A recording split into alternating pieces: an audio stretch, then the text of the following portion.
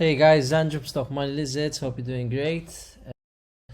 Today we're going to be talking about Bitcoin and a few other coins. Then I wanted to touch on the S&P just to see what we think is likely to happen in the future, as it's probably directly affecting the price of Bitcoin. But before we jump into that, just want to say that we've now released our 8th newsletter. We're starting to push out coin of the week. We just had a bit of a topic on Matic, and if you're looking for some in-depth newsletter to keep you updated on what's going on, I suggest give us a go and let us know if sort of the information is good for you. Also guys, as you know, if you want the Bitcoin light, just go on neonbay.co. If you're also looking for another kind of light, just speak to me on chat and we can sort of get that sorted for you. Okay, so I'm just gonna start off with the net unrealized profit or loss, which is basically the emotions on where we are currently in the market.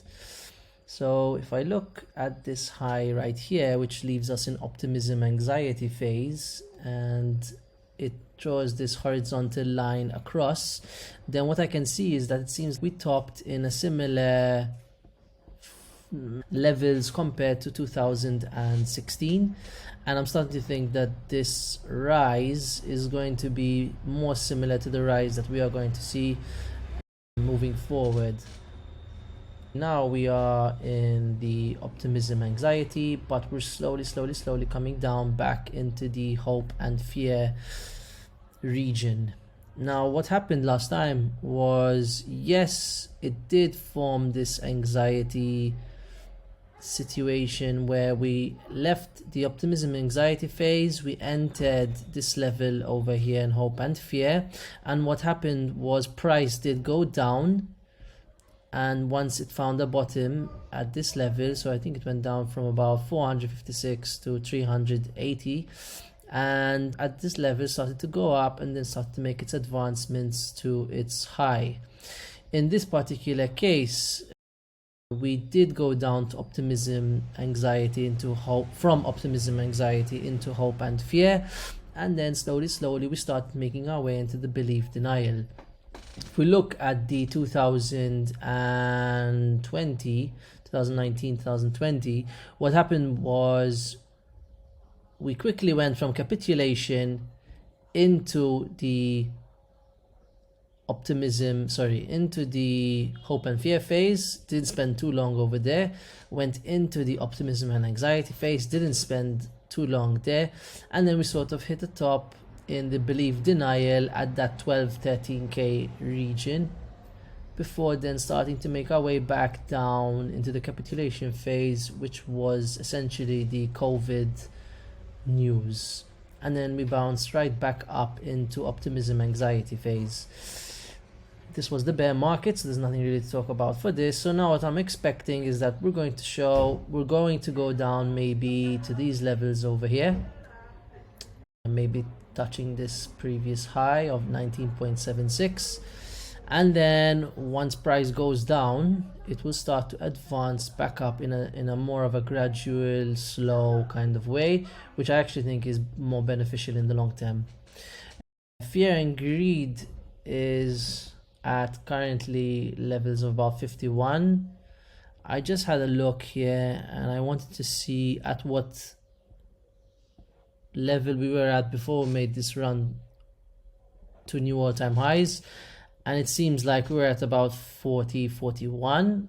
So it's just I'm just aware that maybe we need to get back down to these levels here, which would take us back down to maybe 40s. All right, so I'm just diving into the price.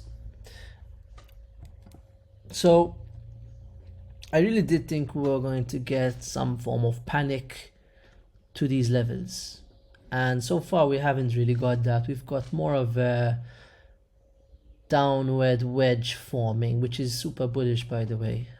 Why? We have 1, 2, 3 touches at the support line, and 1, 2 at the resistance. I'm expecting price should go up to 25. This is the euro, guys. 25, 26k mark, and get rejected. If it does get rejected, then we'll see from there. But it's likely that if this downward wedge is taken seriously, then we could keep on going down all the way to the first, I'd say the last week of May, first week of July. We had identified this position 28th of May as a day where we could capitulate down to the moving average, 20-week moving average, or the 31st of July. As it stands, this downward wedge, which is sort of what we have to work with, is telling us somewhere in the region of end of June, beginning of July, which is fine. So also, if we look at the RSI on the daily, we can see that sort of we've been pulling in lower highs. We're coming into some form of resistance at 48%.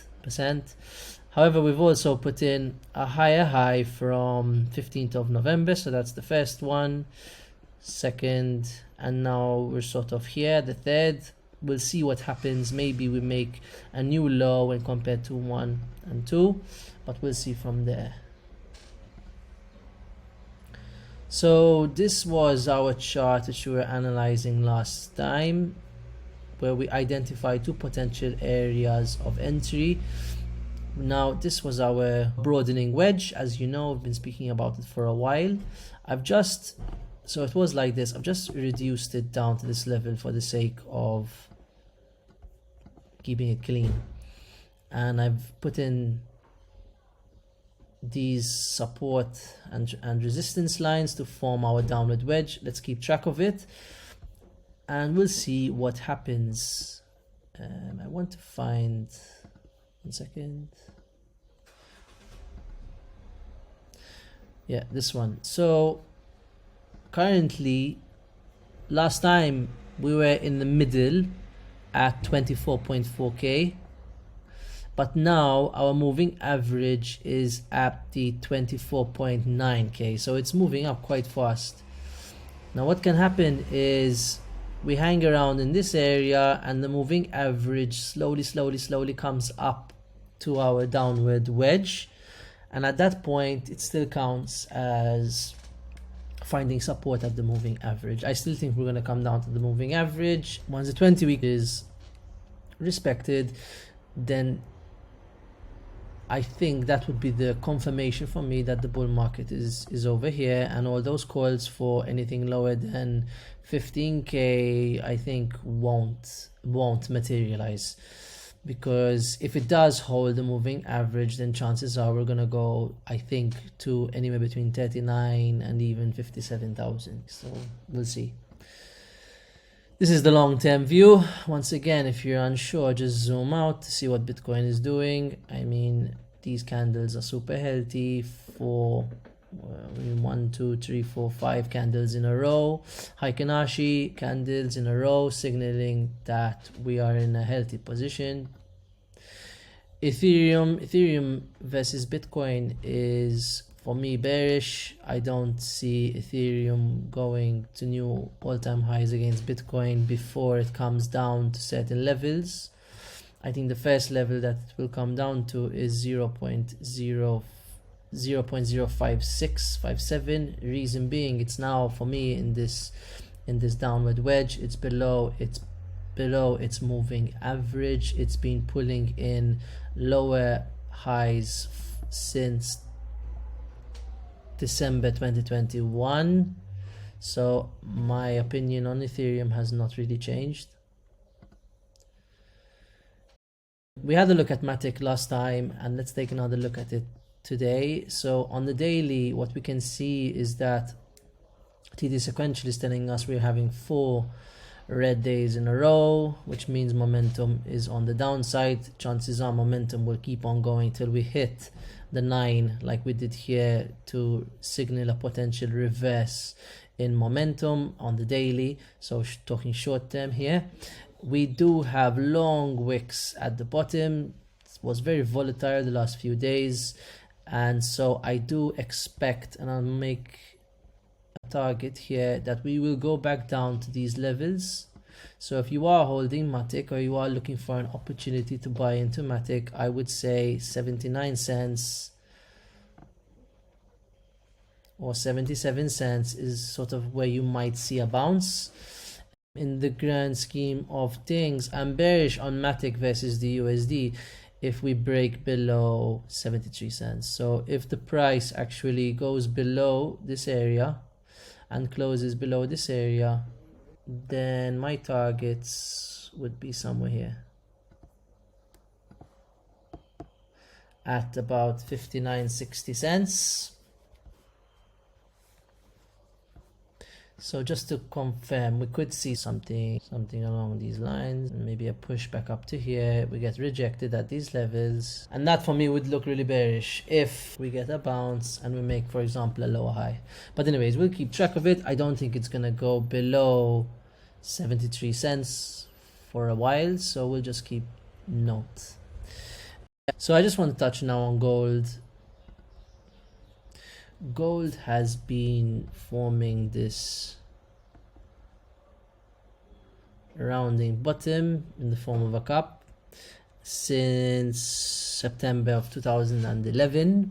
So it's seen its down days, it's come back up, it's meeting its previous all-time highs, and now it's consolidating in this area in the form of printing a broadening wedge, and now it's consolidating at the top. I do expect that we'll break out of this level, and a target that I have in mind is essentially, because this looks like a very strong cup and handle, what you do is you take the length of the cup and you just put it out over here, and that leaves us at about 2.8k USD. So I think that's a good first entry to start taking profits if you are trading gold.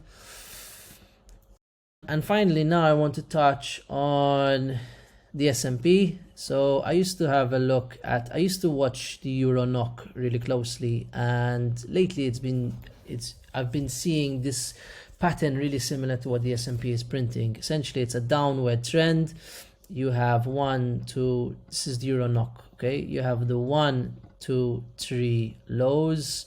You have the resistance line of the downward trend being broken at this level, breakout, and then you have a retest of that previous resistance line, which is now support line, bounce to the previous high at this level, and then consolidation down for a number of weeks. In this case it was something like, it was something like 90 days, and then after 90 days it exploded to the top. Now what I found interesting was that this does look somewhat similar. Why? We have a downtrend, we have 1, 2, 3, 4 breakout of the trend line, of the downward trend line, which was resistance, a retest with an extending retest back into the levels of this area, a breakout to the previous highs, and now consolidation in this area. So it retested the support line, the previous resistance line, and now it flipped to support, and now it's sort of hovering in this area for around, I don't know, 52, 53 days. So if it follows anything similar to Euro NOK, maybe in another 30, 40 days, we should start seeing signs that S&P wants to go up. And this also does tie into Bitcoin, because Bitcoin here does have another, I would say, 30 days to reach its low of the downward wedge. So maybe we'll start seeing advancements in S&P coincide with the advancements in price of Bitcoin at roughly the same time. So I am bullish on the S&P. However, I do not want to see it go lower than I would say this level here. I would not want to see it go lower than this level here, and I definitely want to see it pushing out of the 4.4194 range. All right, so for today I think we should leave it at this. This has been an update of Stock Money. My name is Andrew. Hope you've been well. Have a great week. And if you're looking to jazz up your space with a nice light, guys, check us out on neonbay.co and sign up for our newsletter. Have a good day, guys. Ciao, ciao.